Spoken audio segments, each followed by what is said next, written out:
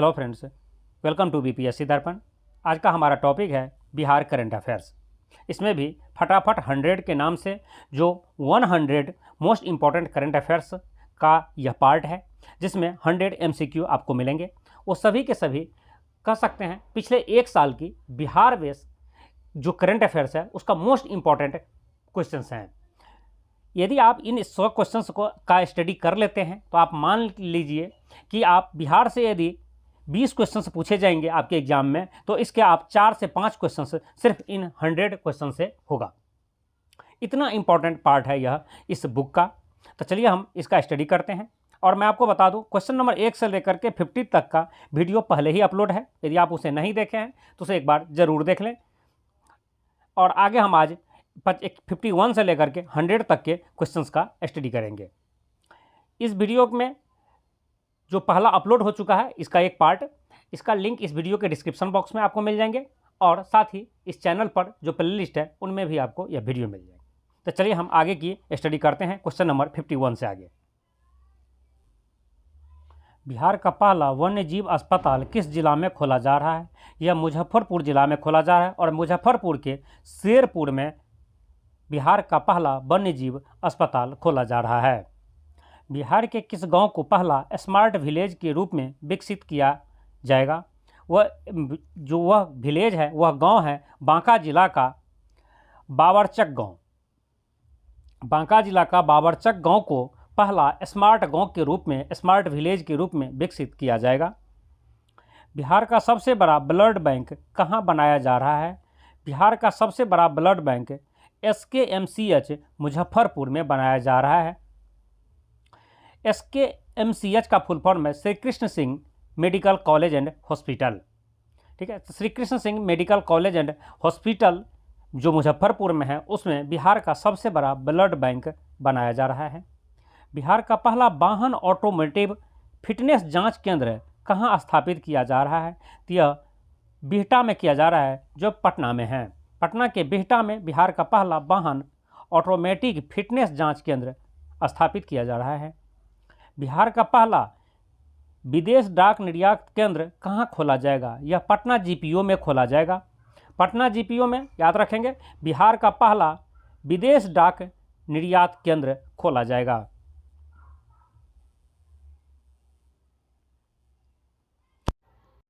बिहार की पहला राष्ट्रीय खाद्य प्रौद्योगिकी उद्यमशील एवं प्रबंधन संस्थान की स्थापना कहाँ की गई? यह हाजीपुर में की गई है, जो वैशाली जिला में है, और वैशाली जिला का जो मुख्यालय है वह हाजीपुर ही है। बिहार के किस जिले में गरुड़ सर्वाधिक पाए जाते हैं? गरुड़ पक्षी है, जिसे आप देखे भी होंगे। वह बिहार के किस जिला में सर्वाधिक पाए जाते हैं? तो बिहार के भागलपुर जिला में इसकी जनसंख्या सर्वाधिक है।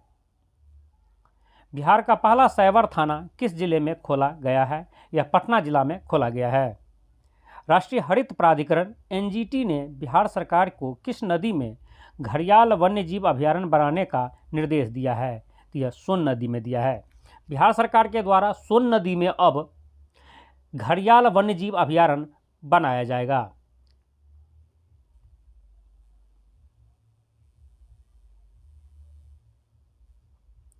बिहार का पहला ऑक्सीजन पार्क किस जिले में बनाया जा रहा है? तो बिहार का पहला ऑक्सीजन पार्क गोपालगंज जिले में बनाया जा रहा है, और गोपालगंज के थावे में।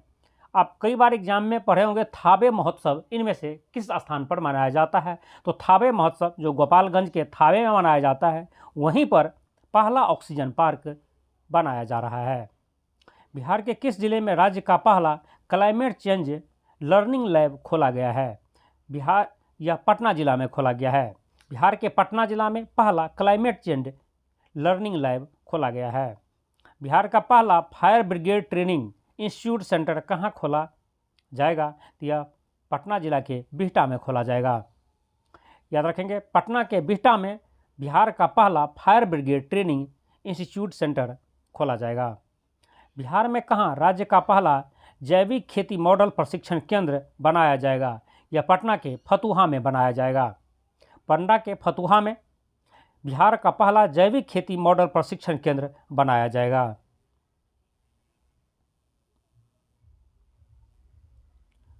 बिहार का पहला ट्रैफिक पार्क किस जिला में बनाया जा रहा है? तो यह पटना जिला में बनाया जा रहा है। प्रधानमंत्री गति शक्ति योजना के तहत पूर्व मध्य रेलवे का पहला गति शक्ति कार्गो टर्मिनल कहाँ शुरू किया गया है? यह बरौनी में शुरू किया गया है। बरौनी जो बेगूसराय जिला में है। 7 निश्चय 1 के तहत किन 2 लक्ष्यों को पूरा कर लिया गया है? तो बिहार सरकार के जो 7 निश्चय लक्ष्य 2015 से 20 तक के लिए चलाया गया था, और 7 निश्चय 2 जो 20 से लेकर के 25 तक के लिए चलाया गया है। तो यहाँ पर बात करते हैं 7 निश्चय 1 का।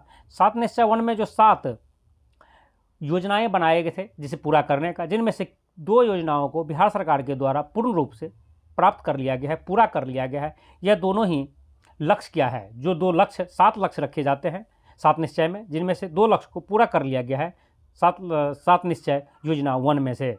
यह 2 लक्ष्य आपका आरक्षित रोजगार, महिलाओं का अधिकार, एक तो यह है, और दूसरा है हर घर बिजली लगातार। मतलब महिलाओं को रोजगार देने में बिहार अव्वल है, उन्होंने बहुत सारे महिलाओं को रोजगार दिए हैं।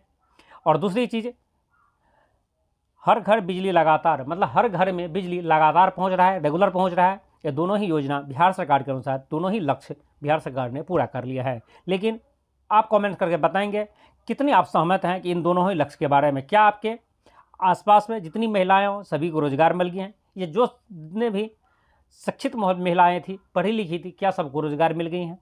दूसरी चीज़, क्या आपके यहाँ लगातार रेगुलर 24 आवर बिजलियाँ आती हैं, पर डे बिजलियाँ आती हैं? तो इन दोनों ही पॉइंट्स पर आप कमेंट्स करके बता सकते हैं।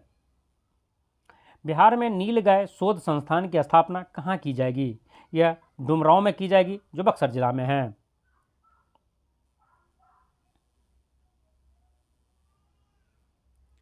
बिहार का पहला रिवर सफारी कहाँ शुरू किया गया है? बिहार का पहला रिवर सफारी कैमूर जिला में शुरू किया गया है, और कैमूर में दुर्गावती जलाशय में। बिहार के किस जिले में ग्लूकोनाइट खनिज की उपस्थिति की पुष्टि हुई है? तो यह रोहतास जिला में हुआ है। जैसा कि आप जानते होंगे रोहतास जिला जो और कैमूर जिला, ये दोनों ही खनिजों के भंडार वहाँ पाए जाते हैं। बहुत सारे खनिज वहाँ पर विद्यमान हैं। मुख्य रूप से चूना पत्थर का वहाँ प्रमुख भंडार है। बिहार में सबसे ज़्यादा चूना पत्थर रोहतास से ही प्राप्त किए जाते हैं। यहाँ सीमेंट की कई फैक्ट्रियाँ हैं, क्योंकि सीमेंट बनाने के लिए चूना पत्थर का इस्तेमाल किया जाता है। उसी रोहतास में ग्लूकोनाइट, याद रखें ग्लूकोनाइट खनिज की भी पुष्टि हुई है। पता चला है कि ग्लूकोनाइट खनिज भी रोहतास में है। बिहार के किस जिले से डिजिटल क्रॉप सर्वे शुरू किया गया है?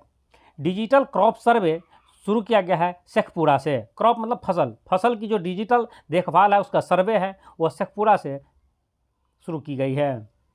श्री राम जानकी मेडिकल कॉलेज एवं अस्पताल का उद्घाटन माननीय मुख्यमंत्री नीतीश कुमार द्वारा कहाँ किया गया है? यह समस्तीपुर जिला में किया गया है। समस्तीपुर के सराय रंजन में किया गया है। सराय रंजन जो समस्तीपुर में है, वहाँ पर Shri Ram Janaki medical college and अस्पताल का उद्घाटन नीतीश कुमार जी के द्वारा किया गया है। देखिए ये क्वेश्चन तो इम्पॉर्टेंट है ही इस नाम से। दूसरी चीज़ यह एक कन्फ्यूजिंग क्वेश्चन भी है। यदि आपसे एग्जाम में सिर्फ ये पूछ दिया जाए Shri Ram Janaki medical college and अस्पताल इनमें से किस स्थान पर खोला गया है? ऑप्शन में समस्तीपुर, जयपुर, अयोध्या और लखनऊ दे दिया जाए तो आप समझ सकते हैं। यदि जो स्टूडेंट से पढ़े नहीं होगा तो इमेजिन करके 90% स्टूडेंट अयोध्या में टिक कर देंगे, क्योंकि अयोध्या में हाल ही में भगवान राम की स्थापना हुआ है, वहाँ पर राम मंदिर बने हैं। तो जिसकी वजह से लोग यह कॉमन सेंस लगा लेंगे कि राम जानकी मेडिकल कॉलेज हो सकता है कि वहीं खोले गए हैं।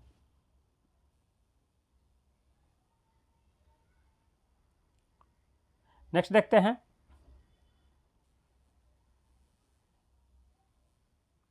बिहार सरकार ने हेरिटेज ट्री के संरक्षण के लिए प्रति एकड़ कितने रुपये देने की घोषणा की है? तो ये 10,000 रुपये देने की घोषणा की है। बिहार सरकार ने हेरिटेज पेड़ के संरक्षण के लिए प्रति पेड़ 10,000 रुपये देने की घोषणा की है। याद रखेंगे हेरिटेज पेड़ के रूप में जो पेंशन की व्यवस्था किया गया है वह हरियाणा सरकार के द्वारा कुछ समय पहले किया गया था। बिहार आरक्षण संशोधन विधेयक विधानसभा में कब पास हुआ था? यह 9 नवंबर 2023 को पास हुआ था। विधान परिषद में यह 10 नवंबर 2023 को पास हुआ था। जैसे कि आप जानते हैं कि बिहार जो है दो सदन व्यवस्था बिहार में चलता है, जिसमें विधानसभा और विधान परिषद दोनों ही हैं। तो बिहार के विधानसभा में 9 नवंबर 2023 को और विधान परिषद में 10 नवंबर 2023 को बिहार आरक्षण संशोधन विधेयक पास हुआ था। जैसे कि आप जानते हैं बिहार में आरक्षण 50% से बढ़ाकर 65% कर दिया गया था आफ्टर जनगणना, मतलब जाति आधारित जनगणना के बाद। लेकिन अब उन्हें सुप्रीम कोर्ट के द्वारा पुनः कुछ समय के लिए कह सकते हैं या पुनः जो है सो 65 से घटाकर 50% कर दिया गया है, जब तक कि फाइनल वर्डिक्ट नहीं आता है सुप्रीम कोर्ट का, तब तक के लिए। और फाइनल वर्डिक्ट में जो भी होगा यह निर्णय बाद में सरकार के द्वारा मान्य होगा। नेक्स्ट क्वेश्चन है, बिहार में पहली बार ई स्पोर्ट चैंपियनशिप का आयोजन कहाँ किया गया है? यह पाटलिपुत्र स्पोर्ट्स कॉम्प्लेक्स में किया गया है। बिहार का पहला ड्रोन ट्रेनिंग सेंटर कहाँ खोला गया है? यह राजेंद्र प्रसाद कृषि विश्वविद्यालय पूसा समस्तीपुर में खोला गया है। पूसा में, जो समस्तीपुर के पूसा में है, डॉक्टर राजेंद्र प्रसाद कृषि यूनिवर्सिटी कृषि विश्वविद्यालय, वहाँ पर पहला ड्रोन ट्रेनिंग सेंटर खोला गया है। बिहार की पहली महिला ड्रोन पायलट कौन बनी है? तो बिहार की पहली महिला ड्रोन पायलट बनी है मीनाक्षी, जो समस्तीपुर से ही है। और याद रखेंगे, और ड्रोन ट्रेनिंग सेंटर कहाँ खुला है? समस्तीपुर के पूसा में। जैसे पूसा जैसे राजेंद्र प्रसाद केंद्रीय कृषि विश्वविद्यालय को पूसा विश्वविद्यालय या Pusa research centre, Pusa agriculture college के नाम से भी जाना जाता है।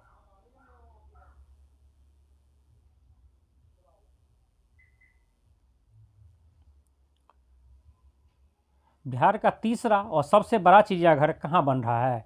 बिहार का तीसरा और सबसे बड़ा चिड़ियाघर रानीगंज, जो अररिया में है, वहाँ बन रहा है।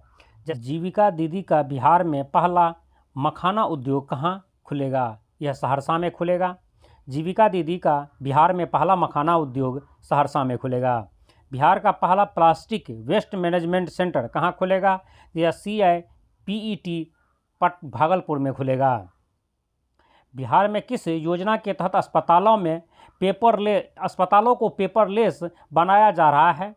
तो याद रखिएगा, यह बिहार में भाबिया योजना के तहत सभी अस्पतालों को पेपरलेस बनाने का काम चल रहा है। इस भाबिया का फुल फॉर्म है बिहार हेल्थ एप्लीकेशन विजनरी योजना फॉर ऑल। बिहार की दुर्घटना से प्रवासी मजदूरों की मौत होने पर मुआवजा राशि को बढ़ाकर कितना कर दिया गया है? उसे 1 लाख से बढ़ाकर 2 लाख कर दिया गया है। किसी भी दुर्घटना में जब बिहार के प्रवासी मजदूरों को जब मौत होगा, यदि हो जाता है किसी कारण से, तो उसे पहले 1 लाख रुपये का मुआवजा दिया जाता था, अब उसे 2 लाख रुपये का मुआवजा दिया जाएगा।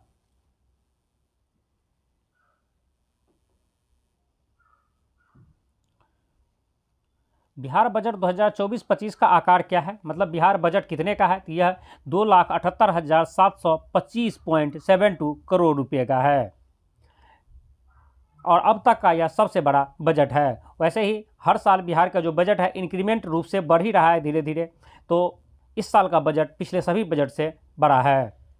बिहार बजट 2024-25 के अनुसार बिहार का राजकीय घाटा का अनुमान कितना लगाया गया है?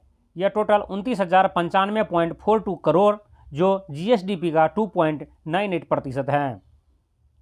स्मार्ट प्रीपेड मीटर इंस्टॉलेशन एवं हर घर बिजली की अवधारणा को समझने के लिए जनवरी 2024 में किस देश की टीम ने बिहार का भ्रमण किया? तो अमेरिका की टीम ने बिहार का भ्रमण किया था। तो आप देख सकते हैं कि बिहार की यह पहल पूरी देश में ही नहीं पूरी दुनिया में फेमस है, जिसकी वजह से अमेरिका की टीम स्मार्ट मीटर इंस्टॉलेशन और हर घर बिजली की अवधारणा को देखने के लिए बिहार पहुंचे थे। चतुर्थ कृषि रोड मैप 2023 से 28 का शुभारंभ माननीय राष्ट्रपति श्रीमती द्रौपदी मुर्मू द्वारा किया गया। यह कब किया गया था? यह 18 अक्टूबर 2023 को किया गया था। पान का विकास के लिए सेंटर फॉर एक्सीलेंस स्थापित किए जाने की स्वीकृति दी गई है। यह दी गई है वैशाली के बिदुपुर में। बीज के क्षेत्र में बिहार को आत्मनिर्भर बनाने के लिए कितने सीड हब विकसित किए जाएंगे? तो 100 सीड हब विकसित किए जाएंगे। मतलब बिहार को आत्मनिर्भर बनाने, बीज के क्षेत्र में, सीड के क्षेत्र में आत्मनिर्भर बनाने के लिए 100 जो है सो बीज हब बनाने की सीड हब बनाने की योजना चल रही है। नवीकरणीय ऊर्जा को प्रोत्साहित करने के उद्देश्य से बिहार सरकार ने किस नई नीति को लाई है? यह लाई है बायोफ्यूल उत्पादन प्रोत्साहन नीति 2023।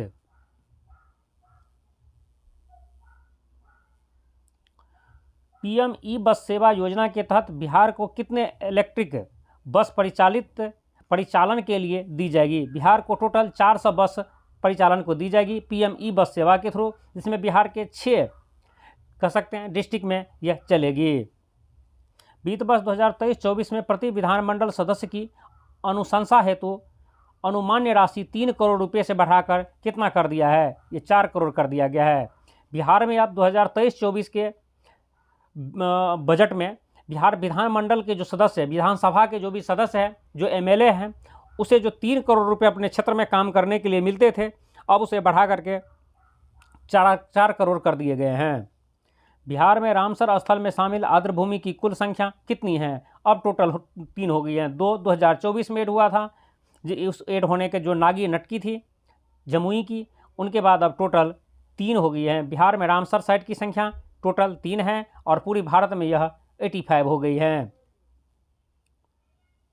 बाल बजट 2024-25 के अनुसार बिहार में शिशु मृत्यु दर कितना है? यह 27 है, 27 है। 1000 में 27 बच्चों की शिशु मृत्यु दर है, मतलब 27 बच्चे जन्म के समय मर जाते हैं आज भी। टीबी मुक्त पंचायत के तहत बिहार के प्रत्येक प्रखंड से कितने पंचायत को टीबी मुक्त करने का लक्ष्य रखा गया है? तो 2 पंचायत को, मतलब टीबी मुक्त पंचायत के तहत, मतलब एक कह सकते हैं एक लक्ष्य रखा गया है बिहार सरकार के द्वारा कि हम अगले कुछ समय में, या उसका लक्ष्य है 2025 के लास्ट तक, दिसंबर 2025 तक, कि हम कम से कम हर एक ब्लॉक से 2 पंचायत को टीबी मुक्त कर दें। जाति आधारित गणना के अनुसार बिहार की कुल जनसंख्या कितनी हो गई है? तो बिहार की कुल जनसंख्या 13 करोड़ 7 लाख हो चुकी हैं। 13.07 करोड़, जिसे आप 13 करोड़ 7 लाख कह सकते हैं बिहार की टोटल जनसंख्या। लेकिन याद रखेंगे, यदि बिहार की जनगणना 2011 के जनगणना के अकॉर्डिंग बात किया जाए तो है 10.41 करोड़, मतलब 10 करोड़ 41 लाख। लेकिन जाति आधारित जनगणना हुआ है अभी रिसेंटली, उसके अकॉर्डिंग यदि बिहार की जनसंख्या पूछा जाए तो यह है 13 करोड़ 7 लाख है। और 2011 के जनगणना के अकॉर्डिंग 10 करोड़ 41 लाख, 10.41 करोड़। दोनों ही क्वेश्चंस आपके एग्जाम के लिए वेरी वेरी इंपॉर्टेंट है। बिहार की जनसंख्या 2011 के अनुसार जो है यह एग्जाम में कई बार पूछा जा चुका है अब तक। जाति आधारित गणना के अनुसार बिहार का लिंगानुपात कितना है? बिहार का लिंगानुपात 953 है, 953 पर 1000, मतलब 1000 पुरुष पर 953 महिलाएं हैं। लेकिन यही 2011 के जनगणना के अनुसार 943 ही ओनली था। ठीक है, 1000 पुरुष के ऊपर 943 महिलाएं थी। बिहार की कितने नए शहरों में मेट्रो रेल के परिचालन के प्रस्ताव को सैद्धांतिक सहमति मिली है? तो 4 शहरों में। ये 4 शहर है, मुजफ्फरपुर, दरभंगा, भागलपुर और गया। बिहार में पटना में पहले से मेट्रो का कार्य संचालन चल रहा है, मेट्रो का काम प्रगति पर है, बहुत ही जल्द वहाँ मेट्रो चलने वाली है। पटना के बाद अब बिहार के 4 जिला में जो 4 स्थानों पर मेट्रो ट्रेन चलाने की सहमति दे दी गई है, तो वह 4 जो हैं आपका डिस्ट्रिक्ट है, जिसमें मुजफ्फरपुर, दरभंगा, भागलपुर और गया।